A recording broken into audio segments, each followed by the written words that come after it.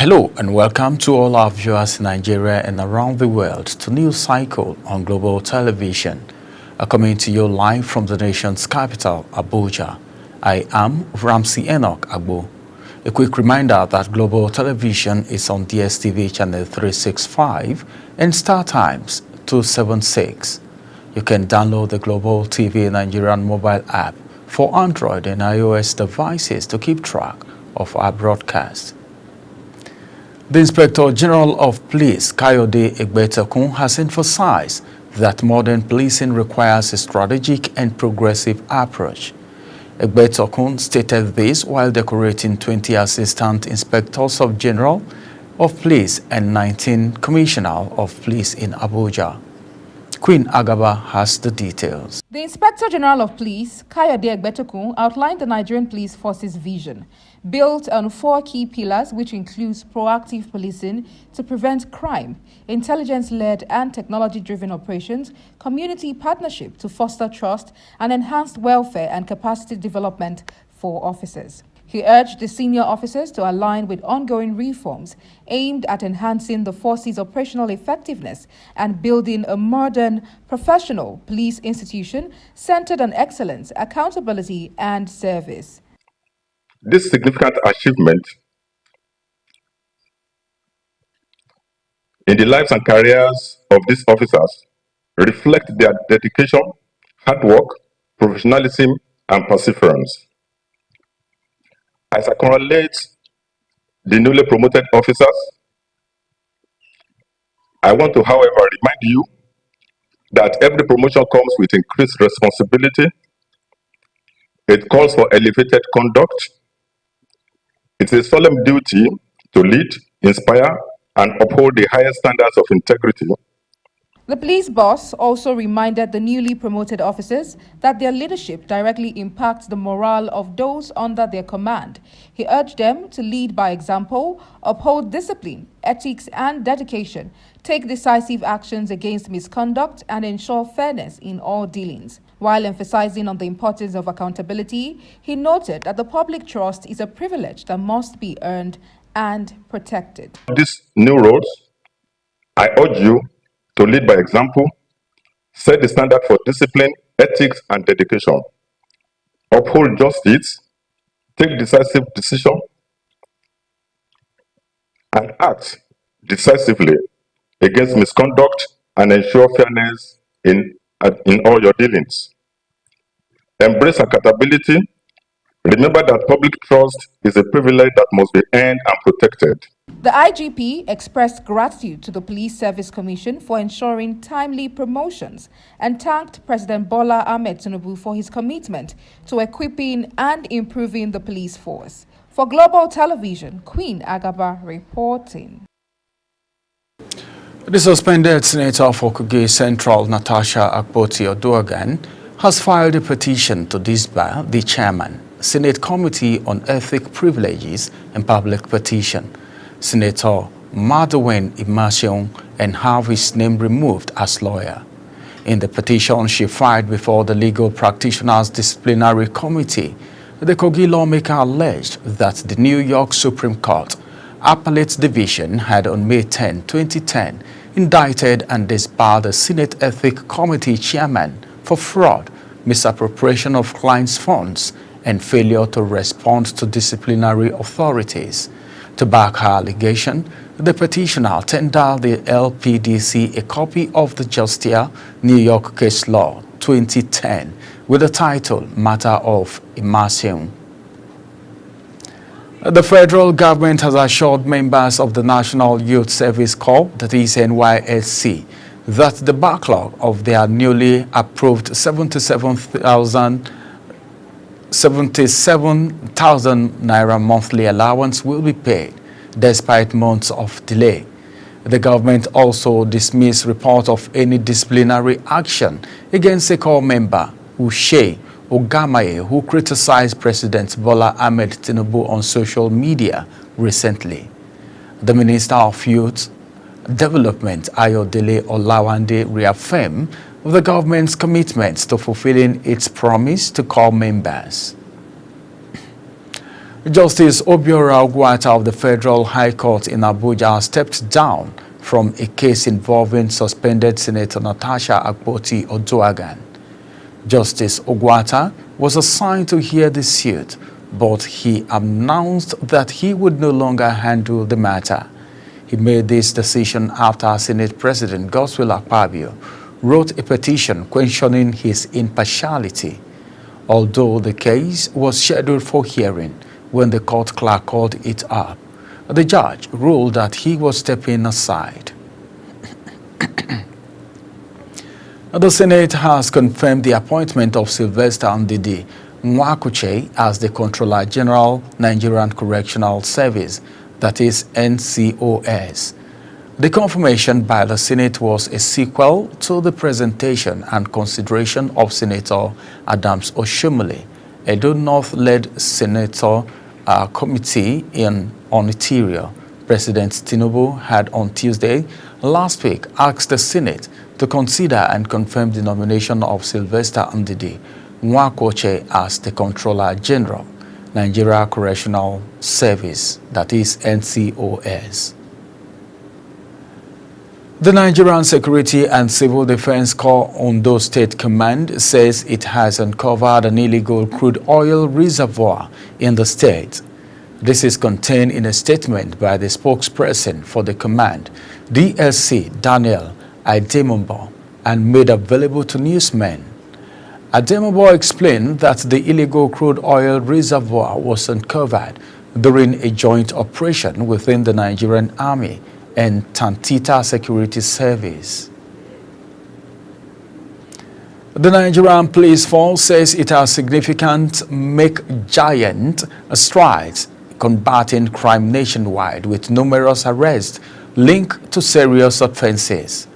During a press briefing in Abuja, Force Public Relations Officer ACP Olumoyiwa Adejobi highlighted key achievements of the Force Intelligence and Investigation Intelligence Response Team, that is FIFIRT. Kikelomo Okere has the details. The Force Public Relations Officer, Muyiwa Adejobi, reels out that between February 2025 and now, the force has arrested 602 armed robbery suspects, 385 kidnapping suspects, 557 murder homicide suspects, 215 individuals for unlawful possession of firearms, 286 rape suspects, and 276 suspected cultists. 286 rape suspects, 276 suspected cultists, and recovery of 333 various firearms, 6,422 ammunition of various calibers.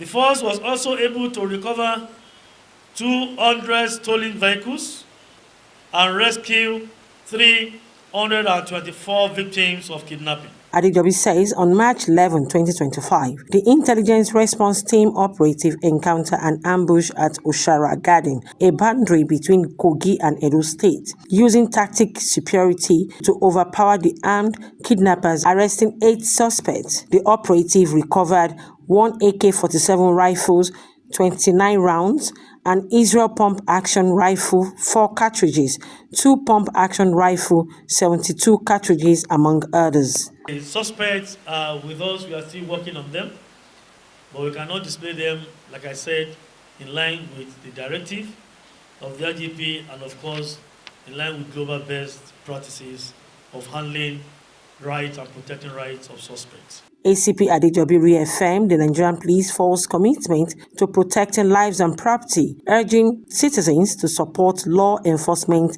by providing timely and accurate information. It therefore warns criminals that the force remain relentless in the pursuit of justice and will continue to dismantle criminal networks. Kikelomo Okere, Global Television News.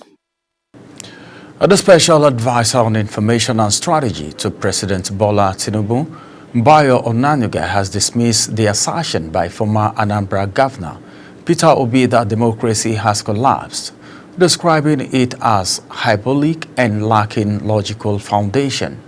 Onanuga, in a statement on X, criticized Obi's comment during a colloquium to mark the 68th birthday of former Deputy Speaker of the House of Representatives and ex-Imo Governor Emeka Ihedioha. He urged that democracy in Nigeria has remained resilient over the years and has continued to strengthen since 1999. President Bola Tinubu has congratulated former President Goodluck Jonathan on receiving the 2025 Sonhak Peace Founders Award.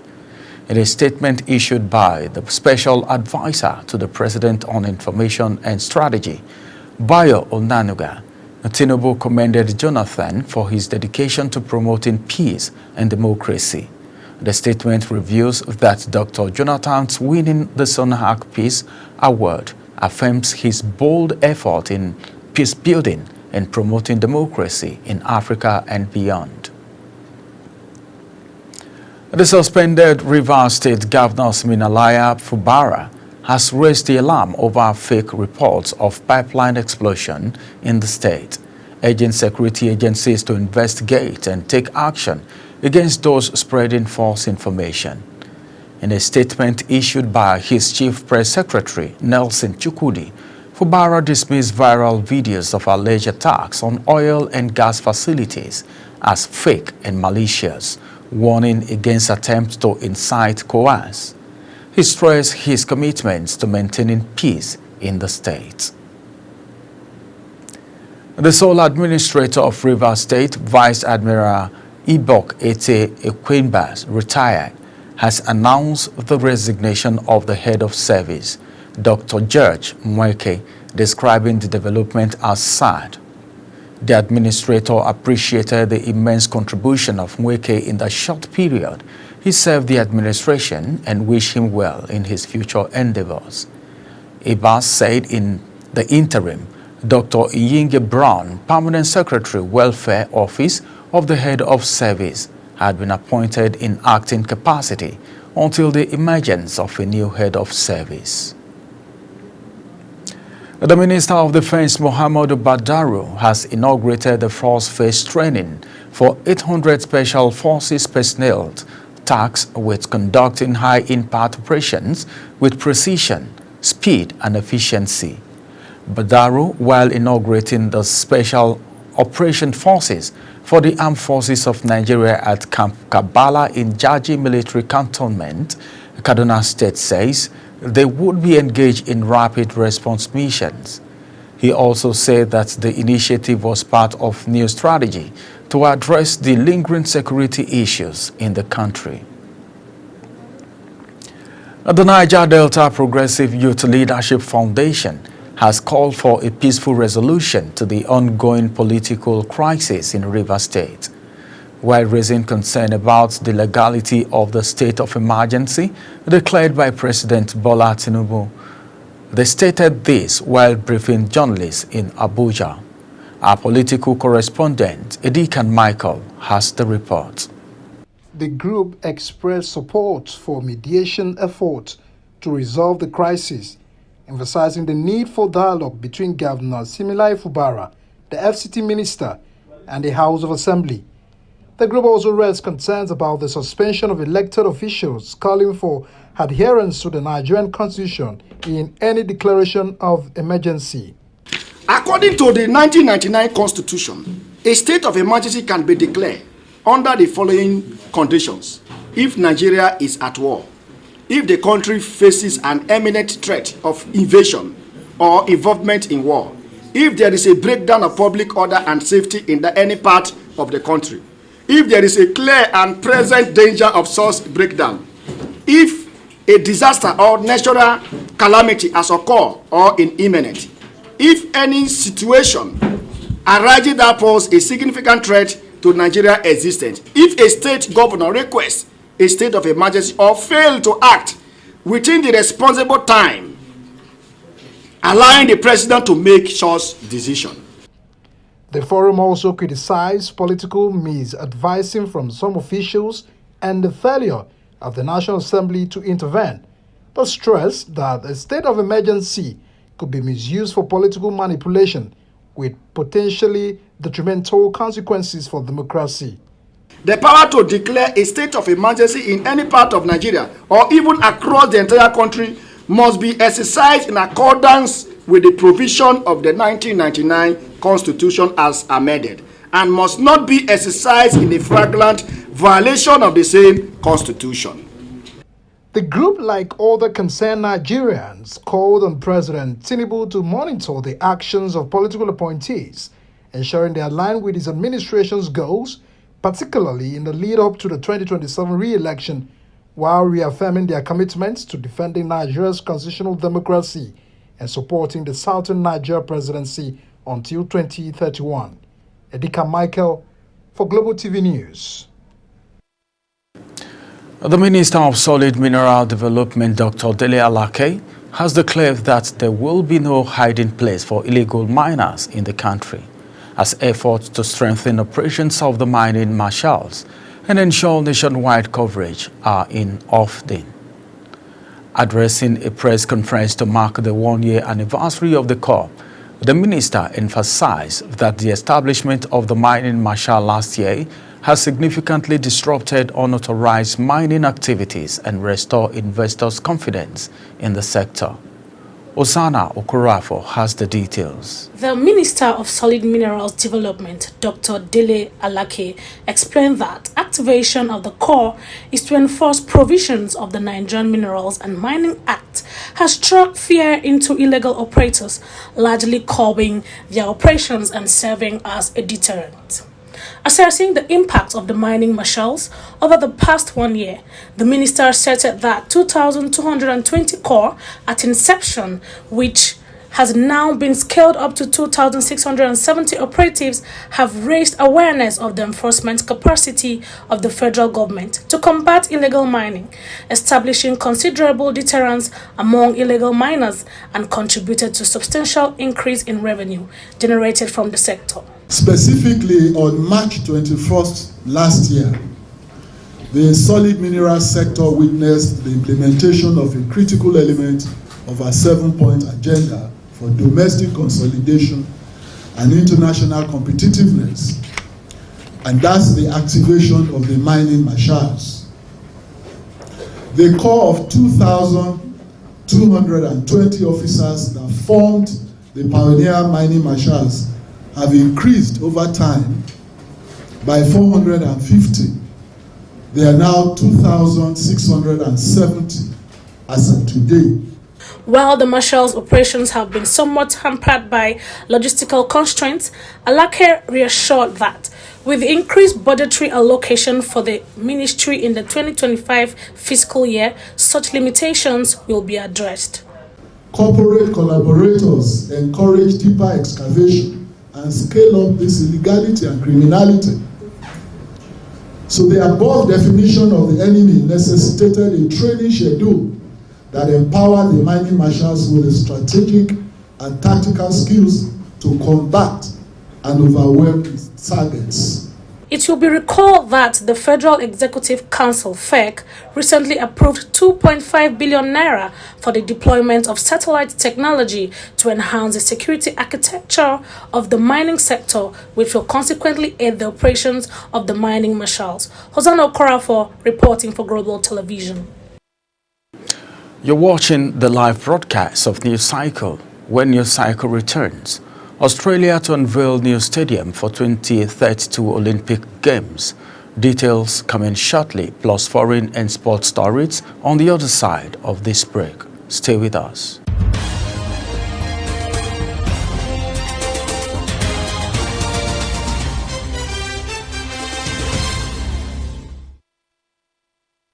Do you know that Global Television can be watched in Nigeria and all over the world? Download the Global TV Nigerian mobile app for Android and iOS devices to watch Global Television real-time from around the world. What are you waiting for? Start downloading.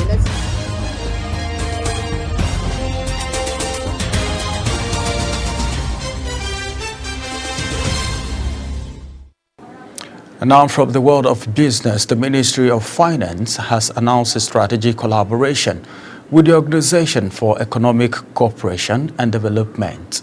to address illicit financial flows and strengthen Nigeria's economic framework. This partnership was formalized during a courtesy visit by Carlos Kunde, head of the Middle East and African Division at OECD, to Wale Edun, Nigeria's Honorable Minister of Finance and Coordinating Minister of the Economy. According to a statement shared on the Ministry of Finance account, the OECD emphasized its growing engagement in Africa through partnership with the African Union, regional blocs, and direct country-level initiatives. And on the foreign scene, Ukraine Prime Minister Keir Starmer and French President Emmanuel Macron will hold another meeting of the coalition of willing on Thursday. In the aftermath of the Saudi Arabia talk, the European leaders, along with their allies, aim to provide possible solutions to ensure any potential ceasefire agreement can be made and maintained to give Ukraine confidence about its future security. In a statement shared, a Downing Street spokesperson said Starmer was continually updating the White House on meetings with his allies, following conversations on military planning. Kyiv said 30 Russian troops were killed in an airstrike on an element of military infrastructure in Russia's Kursk region. As a result of the strike, it was completely destroyed, the Ukrainian General Staff says in a statement, adding that the strike degrades the enemy's ability to conduct operations against Ukraine Defense Force in Donetsk and Kursk region. And now from the world of sport, the Akwa Ibom state government has announced free tickets for the Super Eagles 2026 FIFA World Cup qualifiers against Zimbabwe at the Godswill Akpabio International Stadium in Uyo. In a statement, the state's commissioner for sport, Paul Bassi, said the governor, Umo Eno, had purchased all 30,000 tickets to mobilize support for the national team. Bassi said in line with his determination and promise to mobilize support for the victory of the Super Eagles of Nigeria against the Warriors of Zimbabwe. Akwa Ibom State Governor Pastor Umo Eno has purchased 30,000 tickets for football fans and supporters ahead of the 2026 World Cup qualification match scheduled for today, which is going on right now, the 25th day of March 2025 at the Godswill Akpabio Stadium. The result of that match so far, after the first 45 minutes, is reading goalless. Australia will build a 63,000-seater stadium and a plush indoor swimming venue for the 2023 Olympic Games in Brisbane. Official announced after shelving onshore earlier plans. Queensland Premier Davis Chris Foley detained a great deal of Olympic upgrade that include the new Brisbane Stadium in the heart of the city and an aquatic center that could host 25,000 fans.